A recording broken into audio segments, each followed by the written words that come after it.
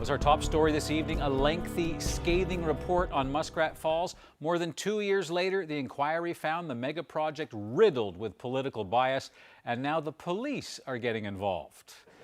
To unpack all of this, it's complicated. Let's go to Peter Cowan live in our newsroom. He's been digging into the 76 key findings as well as 17 recommendations. Peter, where do we start with this? Anthony, this is just the executive summary. The actual full report is 1,100 pages long. And really the blame here, it points to two key areas. So part of that is definitely the former government saying there wasn't enough control and oversight at Nalcor. But most of this blame is on that Crown Energy Corporation itself and the guy who was running it, Ed Martin. The commissioner found that there were problems from the start with information that was being withheld. Here's a quote from the report. Ed Martin, Gilbert Bennett, and the project management team frequently took unprincipled steps to help secure project sanction. They concealed information that would undermine the business case reported to the public, to government, and to Nalcor's board of directors. Another quote from this report, he says, some government of Newfoundland and Labrador officials believed Nalcor was a fiefdom and a runaway train. The evidence at the hearings confirmed that these descriptions of Nalcor had merit. Now, was any of this criminal? Well, that's now going to be for the RNC and the RCMP to decide. There was no stone will be left unturned. There was the Justice and Public Safety had done a review of this, and we felt right now to leave no stone unturned, we would send this to the police and to Justice and Public Safety. All right, so issuing that to the police, but a lot of that has to do with past actions. What about the future, Peter? What are some of the recommendations that are being discussed in this mega report? Yeah, Anthony, there's sort of 17 key recommendations in the report, and I want to highlight kind of three of the main ones. Some of them are down in the weeds, but here are the three that I think are really relevant here. So one of them is that any project over $50 million needs independent experts to provide robust oversight as well as defined oversight into this process. The Public Utilities Board needs to oversee any sort of future hydro projects or anything that could affect hydro rates or reliability. And in advance of 2041, when the Churchill Falls power becomes available again, there should be an expert panel that advises government about what to do, and especially going into negotiations with Quebec. So all of these recommendations are there. Are they actually going to be implemented by government? Well, I had that question today, and the answer is maybe. We will be acting on those recommendations in terms of we're going to look at what each of them says. We're going to make sure that we're doing what is important to the people of the province. This is a significant piece of work. It is 1,100 pages. The key question will be just exactly what action is taken, and government said basically they need time to review more of this and for everyone else to have a look at this to decide about things like whether or not all those recommendations actually need to happen. Anthony? It's Peter Cowan reporting live in our newsroom. Now, as Peter mentioned, there is a lot to digest in this 1,000-page report. Government around 1 p.m. Island time said, here it is, any questions? So there is a lot to still go through. A little later on Here and Now, we're going to get the opposition's first thoughts about this because they, like reporters in the province, didn't have much time to go through the full report, and neither has the head of Nalcor. But despite the scathing assessment, tonight Stan Marshall is standing by his project leaders. It's going back to a period of almost a decade ago. And do I, being afraid to assume responsibility for those people, those comments, say, okay, you're gone, and cut off our nose and split our face? I mean, my duty is to get this thing finished in the best way possible for the people of this province. And that's exactly what I'm going to do. If I have to defend some of these people to do that, that's what I'm going to do. As long as, in working for me, they've been honest and forthright, and worked to the best of their ability and produce results, then that's all I ask. In other news, if you work with regional health authorities, you no longer need a sick note. This in an effort to stop the spread of viruses, including COVID-19. The province says those notes no longer required. This all happened after family physicians and unions spoke out about the need for those notes, arguing it only increases the spread of infection when sick people go to a doctor's office. Now, this new rule applies to all employees, including members of NAPE as well as the nurses union, who are absent for less than 2 weeks. Memorial University's student union says the province isn't committed to education. This after MUN released a report that recommends jacking up tuition and fees. But as Here Now's Heather Gillis reports, if there are increases, current students may not be affected. The future under these conditions is unsustainable for Memorial University as we know it now. After nearly $40 million in cuts over the last 8 years, Memorial University is floating the idea of increasing tuition and fees. The Integrated Planning Committee suggests raising tuition to $400 a course for all Canadian students. Students from this province currently pay $255. MUN also wants to charge international students $1,200 a course, and it's looking at setting up a committee to review all of the university's fees. The president said a few weeks ago that it was only a matter of time before core academic programs would be affected, and that's where we're moving to now. The infrastructure problem is worsening. The budget cuts have been accelerating. Government has pretty much reneged on earlier promises to us to hold us harmless, especially over the last 2 years. And to make matters worse, the university's infrastructure is in critical condition. It needs about $500 million worth of investment. We have very, very limited capacity to be dealing with what is a growing crisis of the physical plant itself. MUN is between a rock and a hard place with a government that isn't committed to education in this province. Meanwhile, Memorial University's student union opposes the increases, saying they'll drive people out of the province. We need to keep people in this province. We need to attract more people to live and stay in this province. And we need to educate people with the skills to fix Newfoundland and Labrador's economy and the many other myriad of problems that we have here. Any increase in tuition or fees must be approved by the Board of Regents. So far, the board's initial response has been favorable, and Golfman says current students may be protected from any increases. Meanwhile, in an emailed statement, Advanced Education and Skills Minister Christopher Mitchellmore can't say whether there'll be more cuts to MUN's operating budget in the upcoming provincial budget. He does say that all departments, agencies, boards, and commissions must find savings due to the province's current financial situation.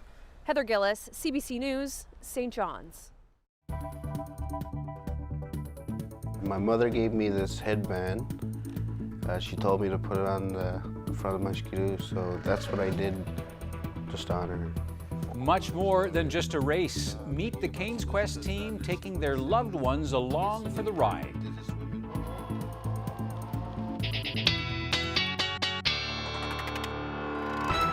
Well, high pressure was sure a nice start to the day across most of the island. We did start to see some cloud cover push in and some flurries along the west coast. That's starting to make its way across the island. We'll continue to do so as we head through the overnight tonight. But you can see lots of cold air still very much in place.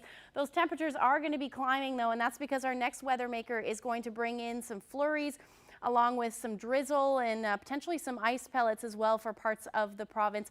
I'll have all those details coming up.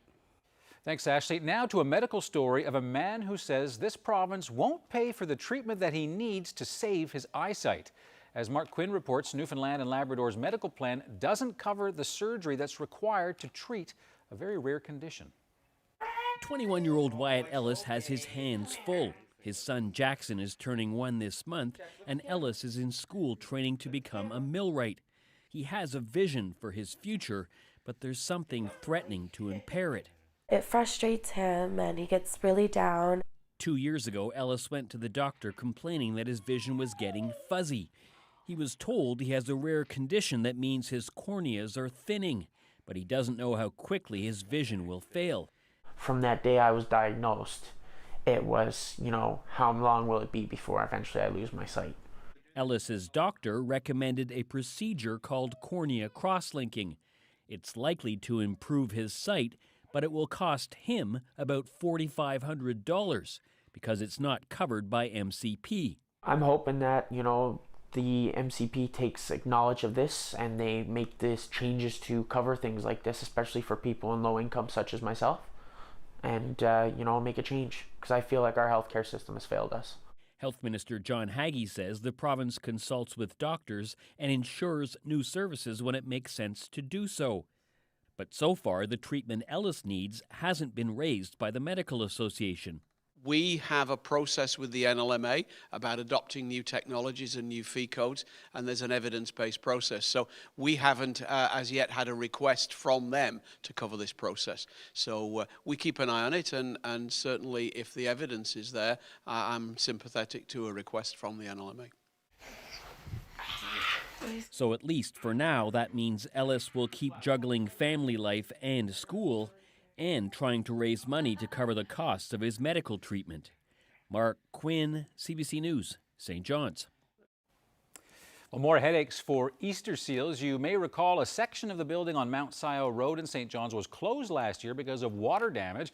Well, now the charity is forced to shut it down once again. Cease Hare has this update. Last summer's damage to the Easter Seals building was extensive. 8,000 square feet, about 80% of the flooring in the building had to be replaced, including the gym floor. The damage was caused by an overnight plumbing problem in one of the washrooms. That was in July. Now it's March, and the gym floor is still not fixed the way they want it. The lines didn't adhere properly. They were flaking up and so on, and when they went to bring up those lines to redo it, there was some damage to the floor. So they're actually having to tear up all the floor again. It's a major setback for Easter Seals. Each week, the gym is used by hundreds for volleyball, bocce, wheelchair basketball, rock climbing. This do-over is expected to take more than 2 months, meaning Easter Seals will have to cancel some of its programs. The participants and the families who really rely on this as their outsource for recreational activity, and it's definitely an impact to them more so than anything, and that's the big hurt. This gym closure also means lost rental revenue for things like birthday parties. In July, when they couldn't rent out the gym, the commercial kitchen, or their multi-purpose room, it was a major hit to their bottom line. They were out about $50,000 in rental revenue. This problem could not have come at a worse time because Easter Seals still needs to raise money to build an inclusive amphitheater and park down here by the playground. The plan is to break ground when the snow melts. Cease Hare, CBC News, St. John's. St. John City staff want to give the Rawlins Cross roundabout the green light. Council will decide tomorrow night whether or not that pilot project becomes permanent. Staff say the roundabout has slowed traffic down and cut down on collisions as well, but some in the neighborhood say there are still major problems for pedestrians, and more than 1,000 people are petitioning to bring the traffic lights back. Well, our concern is that this pilot project is really highly unsafe for pedestrians, that they're identifying some potentially marginal improvements in safety for vehicles, but the pedestrians are being completely forgotten about as being driven by drivers. Last year, myself and my son were clipped crossing through the crosswalk due to not all lanes are able to see you. So that is a huge problem for pedestrians trying to cross through, is never really knowing if all the cars can see you. As a pedestrian, it's just not safe. We want to see the councillors vote against this pilot and to reinstate the traffic lights. The only way to preserve pedestrian safety is with the traffic lights. We're going to have a lot of children crossing through here, and they're going to hit that beacon and they're going to proceed across the road. But it might not be safe because you can't see the beacon until you're pretty much on top of it. Well, competitors from all over the world are snowmobiling through Labrador's rugged wilderness in one of the most grueling races of its kind. Some teams are hoping to just make it across that finish line, while others, well, they're gunning for a podium finish. But as Here and Now's Meg Roberts reports, each team has a story to tell. 3, 2, 1. Every 2 years, Cain's Quest rolls in like a storm. The event grips Labrador as proud communities cheer on their own and those traveling from far away. With more teams entered than ever before, this year is like no other. And to see what this race does for the community, the people it brings here, the people in the stores, the restaurants, amazing, amazing. Racers have made huge sacrifices to spend days riding through snowy, frozen terrain. And for some teams, it's personal. Bernice was my niece, and she was a victim of violence, and she was murdered. And I want to spread the word, of the violence against women. Gregory Rich and his nephew make up Team Bernice. Bernice Rich was just 21 years old when she was choked, then dragged into the woods in Sheshashi. That's where her body was found. Pictures of Rich and other missing and murdered women stuck in her family's memories and on their machines. It's not about winning or losing. It's about sending a message to the public and be more aware of this issue. This is the first time Rich's nephew Brian has raced in Cain's Quest. He's riding for his Aunt Bernice, but also for his mother. She died less than a month ago. My mother gave me this headband. She told me to put it on the front of my skidoo, so that's what I did. So after the race, I'll take that headband and put it on her graveyard, just to honor her. They'll be always ahead of me, and they'll guide me through this long terrain race. Brian Rich told me he was looking forward to riding during the sunsets because his mother loved that time of day. And he definitely has seen a couple now. Their team has passed checkpoint 8 today. Also, both women's teams are still in the race. The women's team from Finland facing some serious electrical issues, but clearly they are not giving up. And even after 3 days, it's still an extremely tight race. So tight that the first and second place teams are almost bumper to bumper. Now take a look at this. Yesterday, Team 33 was in the lead, but pulled over to let Team 21 pull into Cartwright first. That gesture especially sweet because one of the racers with Team 21 is from Cartwright. Not a bad way to ride into your hometown. Now, lots of amazing stories like this coming out of Cain's Quest. The lead racers are more than halfway done the race now. 16 teams have scratched, 32 still battling out. Reporting for Here and Now, I'm Meg Roberts.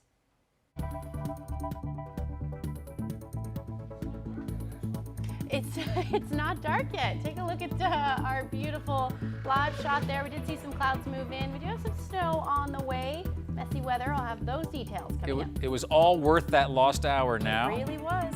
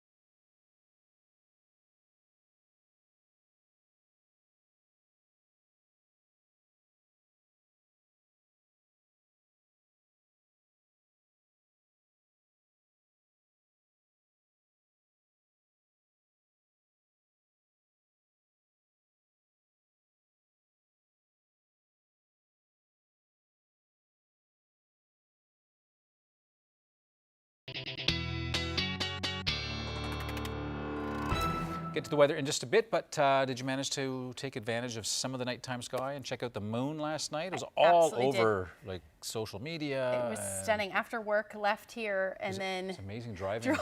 And I was like, okay, let's go get a picture. It was so beautiful. But yeah, so it was a super warm moon. Worm? Worm, I know. Worm is the March moon, and that just means normally they're because the earthworms start to move again. So oh yes, I've right. seen all of them out on my lawn, burrowing up through 6 feet of snow. The earthworms are everywhere to be seen. Yeah, it's definitely not here, but in other places, yeah, it's definitely beautiful. But if you didn't get a chance, take a look at this. How stunning is that? Wow, how fast were you driving? No, that's not mine. This was shared with me. That's me. So that's time lapse of the moon. Yeah.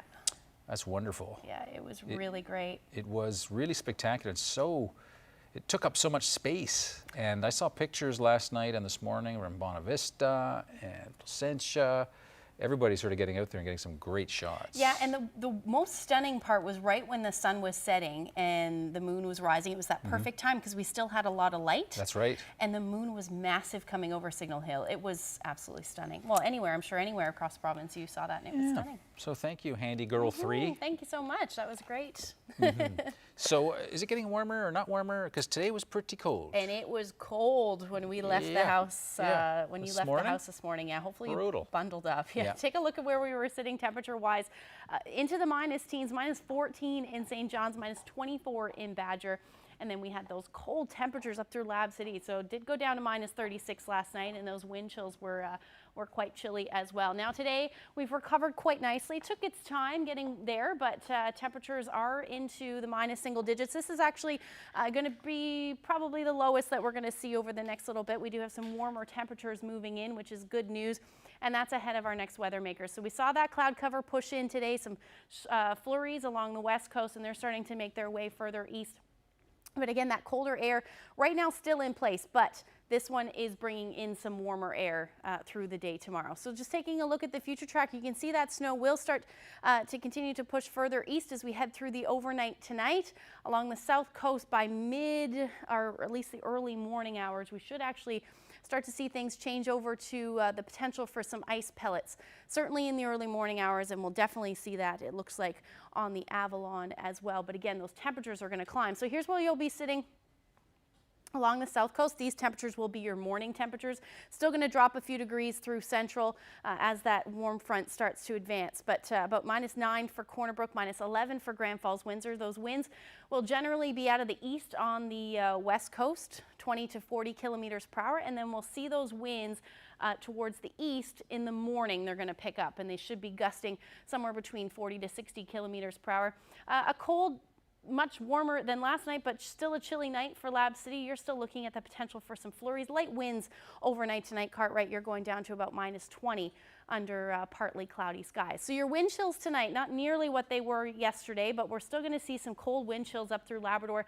Lab City going to feel closer to into the minus 30s, and then same along the coast of Labrador. But by the time you're leaving the house tomorrow morning, wind chills will be into the minus teens for the island. So just pay attention to the future tracker. Looks like most of the eastern portion of the island will change over to rain through ice pellets into the afternoon tomorrow. Otherwise, it's going to be snow west of that. Could see some ice pellets make its way towards Gander if this low tracks a little bit further west. But as of right now, that's what it's looking like. Quiet up through Labrador. You're just going to see some increasing cloud through the day. Lab west, you're going to probably see a few flurries make its way towards central and the coast as we head towards the morning hours. So here's what I'm thinking snowfall-wise. 5 to as much as 15 centimeters along the northeast. Otherwise, you're pretty much just looking at 2 to 5 or 5 to 10 centimeters. Mostly 2 to 5 for the Avalon before we start to see that changeover. But temperature-wise, and again, up above, well above zero, which is why we'll see some things change over to rain for the eastern portion of the island. Southwesterlies, 20 to 40 kilometers per hour. Winds aren't overly strong tomorrow at all, but in some of the heavier snow, you might see some reduced visibilities through the day. Grand Falls winds are about minus 2, heading towards the coast. Similar temperatures, 1 degree for Port aux Basques. Really, we could see a few showers into the afternoon for you. Minus 8 for St. Anthony with some few flurries. Otherwise, just increasing cloud temperatures, much nicer up through Labrador tomorrow. -15 for you in Lab City under light winds. So that's a look at your forecast. We'll look ahead when I come back. Well, back to our top story now, the release of Judge LeBlanc's report into the Muskrat Falls project. There is a lot to digest. That's an understatement. 6 volumes for a total of just over 1,000 pages. And that wasn't lost on reporters or politicians who had very little chance to read it before it was released publicly, and that included PC leader Ches Crosby. With respect to some of the individuals named in the report who still work at Nalcor, should they be tossed? Again, I'm not in a position to comment, Anthony, because I don't know what was said about them or, in what context they were named. So really, I need to reserve my judgment on something like that till I can digest what was said. I think a while ago you were standing at that mic and I asked you if you thought it might be right to apologize for this project. It sounds like you're really trying to distance yourself at the moment because you weren't around, you wrote the letter and all that kind of thing. What do you think of it now? I mean, you said that history's verdict has yet been delivered. Now a judge has more or less delivered a verdict. It's a misguided project. Was it? Well, hey, look, that's the title on the report, so there's no arguing with what the commissioner said. I'm not here. You think Muskrat Falls was misguided? Well, that's his verdict on it. That's what he called his report. And you agree with that? I'm not here to argue with the commissioner. That's his verdict. It's a very lawyerly answer. Do you think it was a misguided project or not? Well, Anthony, I'm in no position to disagree with the commissioner who heard the evidence. So if that's his opinion, I accept it. I accept his opinion. Is it your opinion? Well, I'll tell you my opinion tomorrow when I've had a chance to digest what he said. Are there any... I'm in no position to disagree with his verdict, and I'm not doing that. Is it possible, Mr. Crosby, that no one wants to say anything bad about this project because it was the idea of Danny Williams? Mr. Williams launched the concept. Mr. Williams also was represented as a party at the inquiry. The PC party was not invited to attend the inquiry, was not a party at the inquiry, didn't have a lawyer at the inquiry. The PC party as an entity was not privy to all these goings-on. Previous governments were, actors in previous governments were. The government itself, right now, the Liberal government, they had lawyers there. We did not. And nobody in my caucus was invited to testify there. So that's simply a statement of facts as to what our relationship as an existing present caucus and party have to the inquiry and the report. And I really can't say more about it until I get a chance to read it. And I'll be back out in front of you tomorrow. Now, like Ches Crosby, NDP leader Alison Coffin is also planning to read through the report tonight, but here are some of her comments about what she did see so far. I did have a moment to look over. I think I've read 6 paragraphs. They are egregious, they are disturbing. There are some findings in there that we all ought to be very, very upset about. Lack of oversight, responsibility, not sharing information, all of the things that we've all been saying, well, there's been a problem with this. Those findings certainly solidify what we have been suspecting all along. You can imagine, we're dealing with people's lives, their relationships, their intimate things that are happening inside their homes, and sometimes they're not ready to disclose. Tonight, on our series about domestic violence, we hear from frontline workers, those people who are on the other end of the phone call when calls come in from victims being hurt by their intimate partners.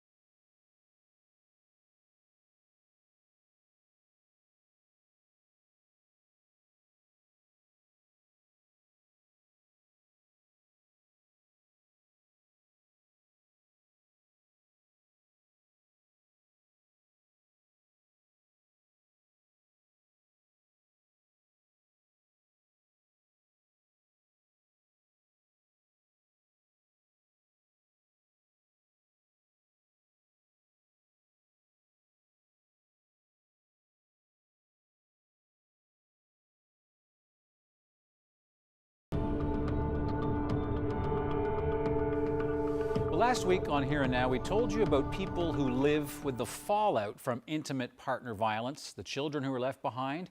And tonight, we examine the people combating the insidious issue of domestic violence. What are the challenges, and just how has this violence evolved over time? Here Now's Ariana Kellen is back again with more on this. Intimate partner violence unit, Constable Dillon. In this job, there are a lot of phone calls with people who need help, whether they want to hear from police or not. We might have our initial contact not be so pleasant, and then they call us back a month later. So it's about reaching out, making that contact. It's a long game, a way to keep abused people safe, to stop violence before it ends in tragedy. And it starts here with crime analyst Malin Enstrom. She reviews referrals made by police officers who may suspect domestic violence and scours police reports looking for more than just arguments and assaults. Property damage, it could be smashed phones, it could be harassing phone calls, it can be stalking. A damaged oil tank may not stand out to an officer on the street, but it could set off alarm bells for this crime analyst. It's all about connecting the dots, and trying to be preventative instead of reactive. They're a team of 3 that gets about 2,000 referrals a year. Work often goes home with them.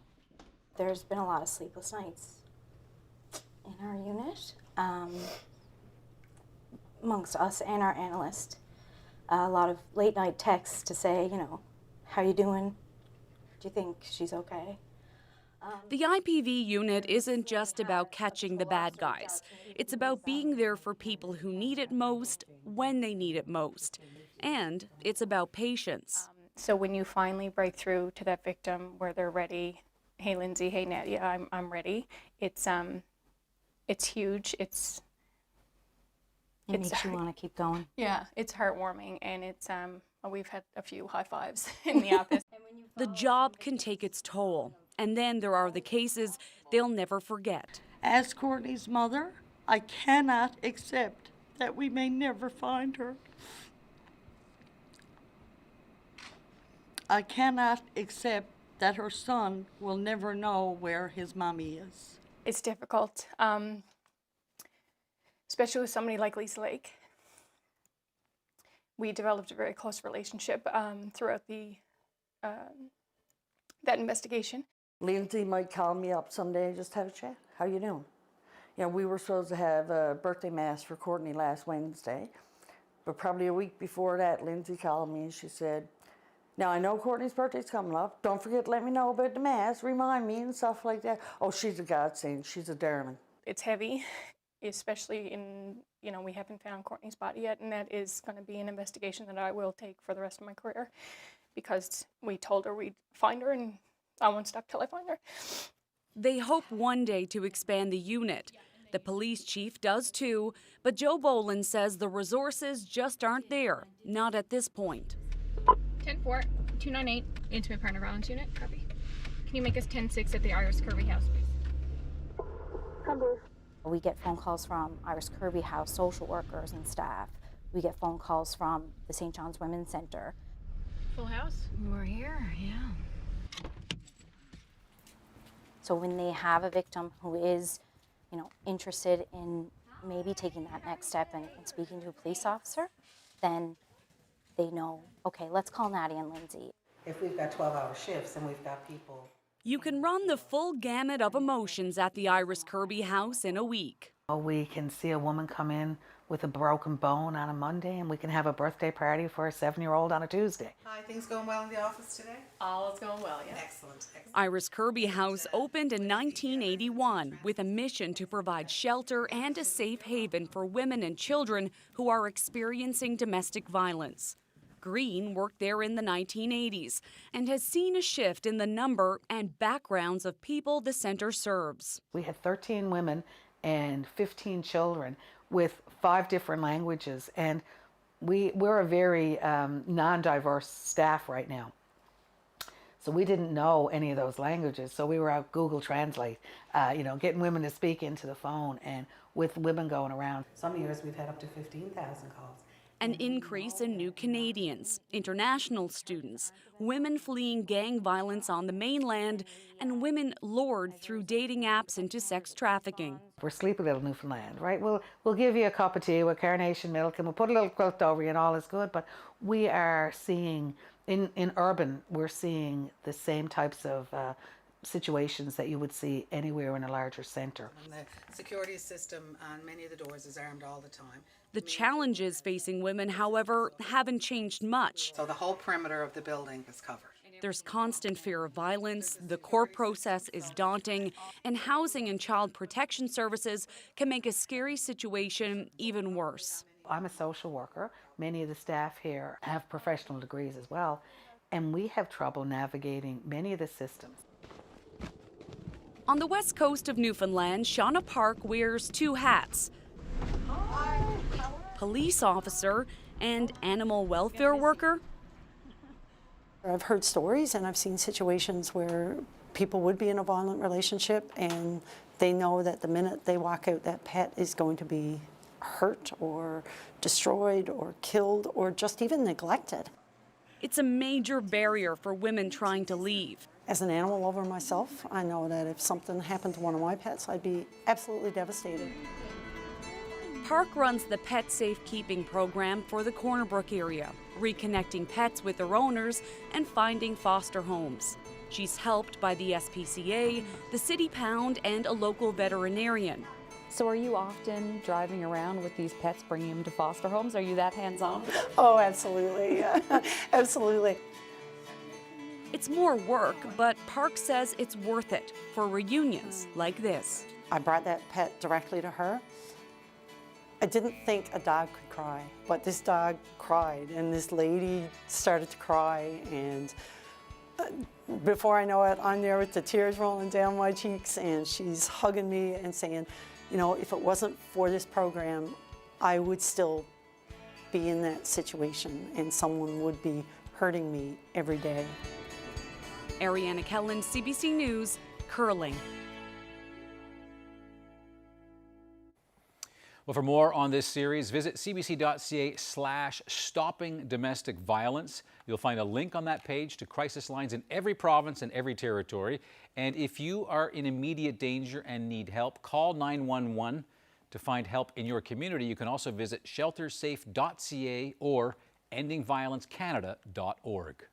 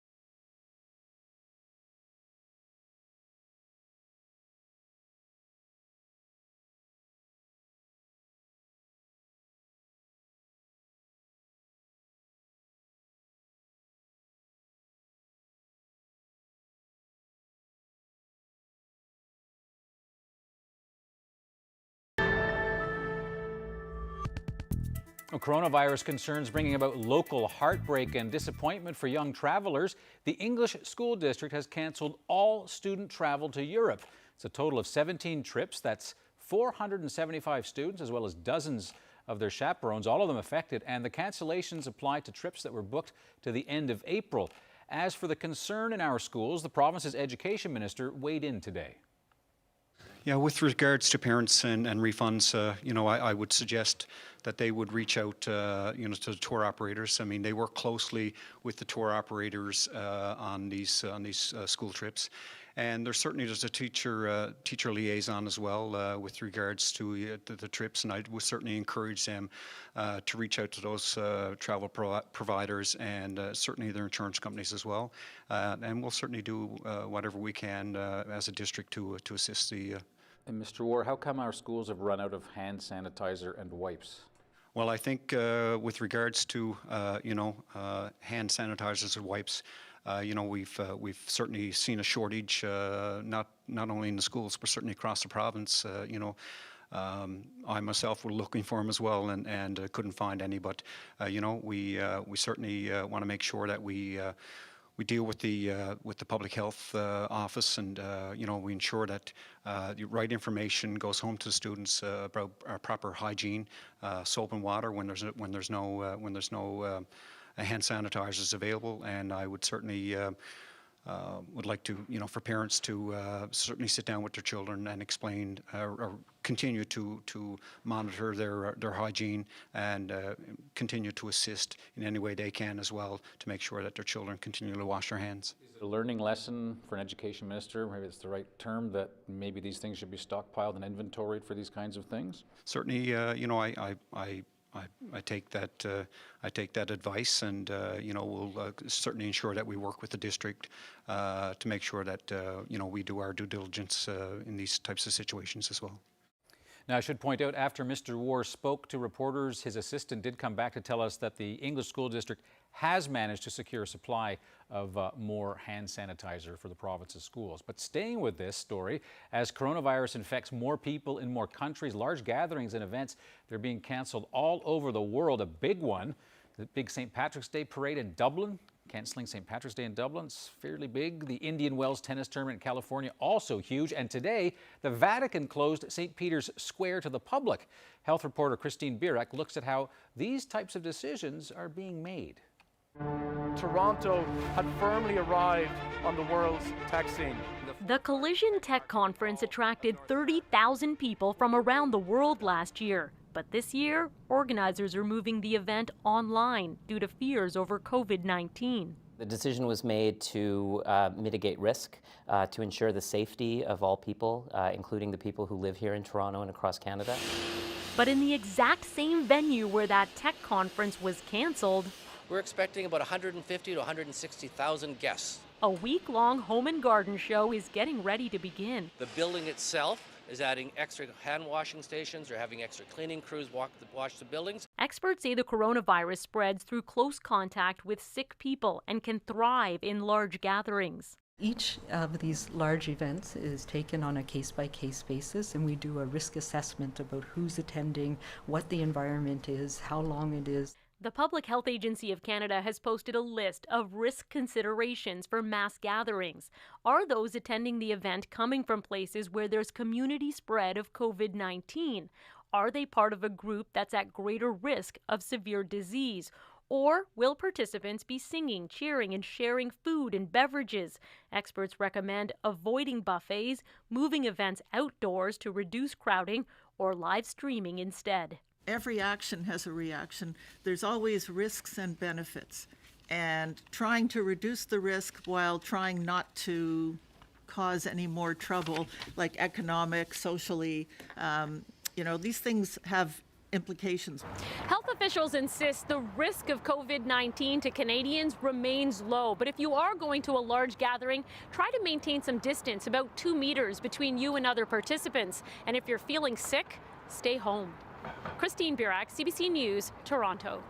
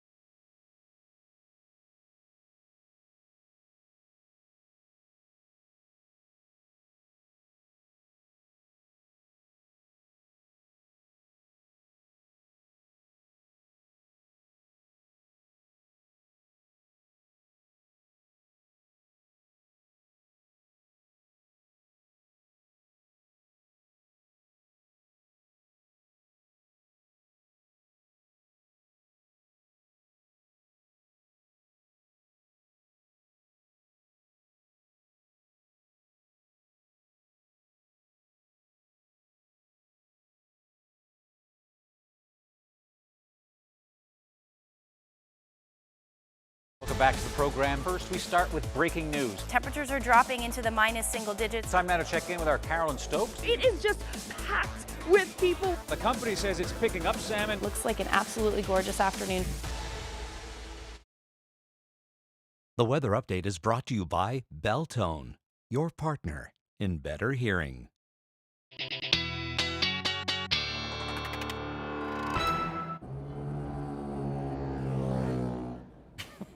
I love that. Now, Meg Roberts was here earlier, and we saw her report. Lots of sunshine in the Big Land, a real blessing for Cain's Quest and the racers, as we saw earlier when Meg was here. Had some beautiful video that we saw from Cartwright. Yeah, that's right. And now let's see how things looked at another checkpoint. Here's Port Hope Simpson yesterday. Great crowd at the line in Port Hope Simpson as well. These checkpoints give the racers a chance to gas up and soak up some of the support from Cain's Quest fans and volunteers. And you're going to see there Labrador's own Daryl, I'm going to say Burdett, although you're probably going to tell me it's Burdett, but Daryl and Roderick Pye, they're there being cheered on by their fans, and a big thanks to videographer Nikita Bradley for managing to capture this video for us. Very grateful. Yes, how lovely. You're talking about the sunshine, a little cool at night though. It's been cold at night, yeah. If you've made it through your checkpoints, that's a Minus good place to be. 40s. Yeah, absolutely, with those wind chills. But yeah, weather's improving, which is Do you good. have to plug a skidoo in a block heater then, or will it I don't stay know. okay? That's a good question. I would assume it's pretty I remember, warm. yeah. They must be. After going all those distances, Yeah. they must be fine. Yeah, exactly. Everybody in Labrador will now tell me on Twitter, Anthony, you idiot. Don't waste your characters with that part. Yeah, don't. That's not good. So where do you want to go? Well, we can talk about Thursday. Okay. If we want. We do have another ridge of high pressure moving in, so you know, we'll see some flurries more than likely along coastal Labrador. But as that ridge of high pressure starts to dominate, we'll see flurries more than likely down through the southeastern portion of the Big Land, and then along the west coast as well. Definitely have those flurries in there for the majority of the island through the day on Thursday, just in case. But overall, it does look like a cloudy day. Best chance of seeing that sunshine will be down along the south coast, potentially even the northern peninsula. -7 will be your afternoon high for St. Anthony. Otherwise, into those minus single digits. So we'll drop back down below 0 through Thursday. And then mild for Happy Valley Goose Bay, -8 in Cartwright as well. And then for Lab City, you're sitting at about -14 through the day with that potential for some sunshine. So that ridge of high pressure will continue to sink south, and that's going to allow our next weather maker to move in. Those winds are going to pick up Friday afternoon, certainly up through Labrador, and that's when we'll start to see that snow move in. What happens is we've got two low pressure systems. This is called a double barrel low. That's going to head our way as we head through the day on Saturday. The one down along the south that's going to move in across the island, that one is going to combine with the other low pressure system. So it does look like it will certainly be a snow event for you in Labrador, and significant snow at this point potentially. And then for the island, it looks like we will see a change over to rain, and that's because temperatures are really going to jump up with this one. This low is going to stick around as well. After it moves offshore, those winds are going to stay strong. And again, that northerly component, which means we'll see some flurries and light snow and blowing snow, more than likely continuing for Labrador, and then certainly along the west coast as we get back into that onshore flurry or snow squall situation with some of that cooler air. So that's pretty much the story as we head into Sunday, as well as that low sticks around. Here's where we'll be sitting temperature-wise over the next couple of days. Up and then down again, and then back up again by the weekend. There's that 4-degree temperature I was talking about. So rain certainly for St. John's and eastern Newfoundland at this point. We could see some freezing rain with this one as well. Definitely going to keep an eye on that one. For central Newfoundland, some sunshine by Friday, and then that system will move in for Saturday. Again, temperatures above 0, and then falling to 0 or near there on Sunday. But overnight lows are going to dip again as we head into the beginning of next week. For western Newfoundland, here's your forecast. -5 for Thursday, and then slowly climbing as we head into Saturday, and then by Sunday back down to below 0 at -3. And then for eastern Labrador, once we get through those minus double digits tomorrow, the rest of the, or heading into the weekend rather, those temperatures will be sitting into the minus single digits as your daytime highs. Your overnight lows are still going to dip below 0. And then for western Labrador, there's your forecast there of -14 for Thursday. By Friday, back up to -9, and then dipping again into Sunday.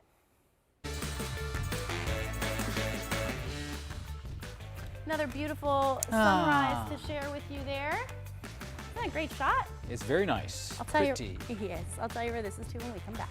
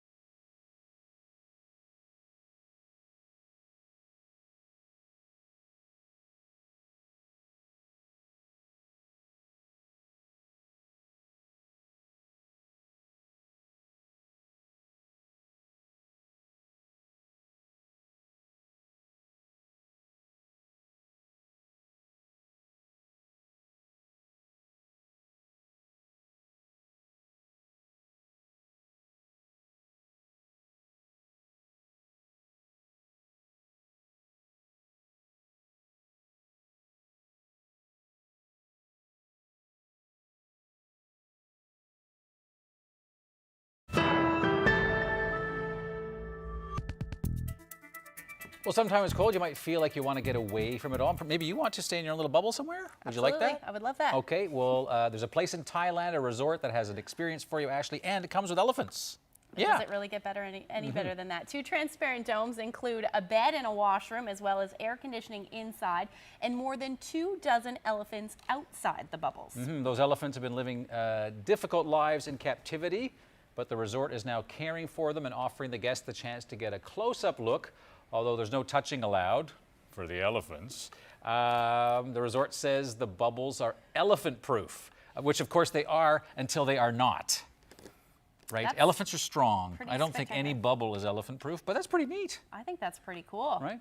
Should get a bunch of those here in Newfoundland. Better than polar How bears. amazing would that be? Well, no, okay. Better than Netflix. Better than Netflix. That's right. Get out and enjoy Live it. creatures outside the bubble. It's pretty incredible. Yeah. All right, off to the picture. Yeah, another incredible photo there for you. Isn't that a great shot? It's very difficult to tell you where. Oh, that's what I thought. Beachside. Yeah, right. Yes. That's exactly what you thought. Beachside, just outside, or in Green Bay, sorry. Juanita Bennett sent us that lovely shot.